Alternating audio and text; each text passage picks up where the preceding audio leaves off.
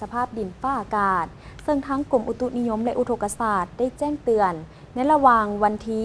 27-28มิถุนายนยังจะมีฝนตกฟ้าห้องฟ้าเหลื่อมอยู่ทั่วไปในแต่ละภาคและจะตกระดับปานกลางหากตกหนักอยู่บางท้องถิ่นพร้อมมีลมพัดแห้งเป็นบางโอกาสกรมอุตุนิยมและอุทกศาสตร์ให้รู้ว่าในระหว่างวันที่27-28มิถุนายน2025ความกดดันอากาศต่ำของอากาศร้อนยังสืบต่อปกคลุมอยู่ทั่วทุกภาคของประเทศลาวด้วยกำลังอ่อนหาปานกลางสมทบกับลมมรสุมตะวันตกเฉียงใต้พัดปกคลุมซึ่งจะเฮ็ดให้มีฝนตกฟ้าห้องฟ้าเหลื่อมในระดับคอยอยู่ทั่วไปในแต่ละภาคและตกปานกลางหาตกหนักอยู่บางท้องถิ่นพร้อมลมพัดแห้งเป็นบางโอกาสภาคเหนือด้านตะวันออกพงสาลีหัวพันและเสียงขวางจะมีฝนตกฟ้าห้องฟ้าเหลื่อมในระดับคอยอยู่ทั่วไปและตกในระดับปานกลางหานักอยู่บางท้องถิ่นพอมีลมพัดแห้งเป็นบางโอกาสหรือเนื้อที่การปกคลุมของฝนเท่ากับ50ส่วนห้อยของภาคอุณหภูมิในระหว่าง18-30องศาภาคเหนือด้านตะวันตกแขวงหลวงน้ำท้าบ่อแก้วอุดมไซหลวงพระบางไซยะบุรีจะมีฝนตกฟ้าห้องฟ้าเหลื่อมในระดับคอยอยู่เกือบทั่วไปและตกในระดับปานกลางหาตกหนักอยู่บางท้องถิ่น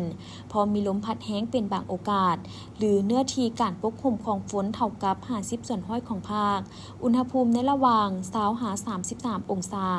นักลมจันทร์จะมีฝนตกฟ้าห้องฟ้าเหลื่อมในระดับคอยหาปานกลางและตกหนักอยู่บางบริเวณพอมีลมพัดแห้งเป็นบางโอกาสหรือเนื้อที่การปกคลุมของฝนเท่ากับ55ส่วนห้อยอุณหภูมิในระหว่าง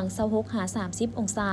ภาคกลางแขวงเวียงจันทร์บริคำไซคำมวนและสวรรณเขตจะมีฝนตกฟ้าห้องฟ้าเหลื่อมในระดับคอยอยู่เกือบทั่วไปและตกในระดับปานกลางหาตกหนักอยู่บางท้องถิ่นพอมีลมพัดแห้งเป็นบางโอกาสหรือเนื้อที่การปกคลุมของฝนเท่ากับ70ส่วนห้อยของภาคอุณหภูมิในระหว่าง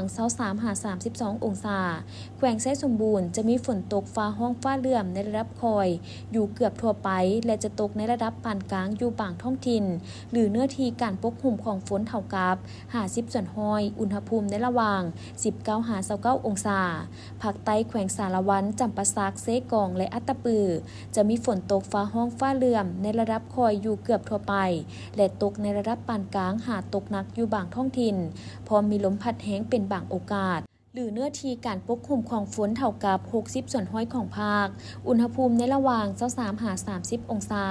สำหรับเขตภูเพียงบริเวณจะมีฝนตกฟ้าห้องฟ้าเหลื่อมในระดับคอยหาปานกลางพอมีลมพัดแห้งเป็นบางโอกาสหรือเนื้อที่การปกคลุมของฝนเท่ากับ50ส่วนห้อยอุณหภูมิในระหว่าง15-25องศา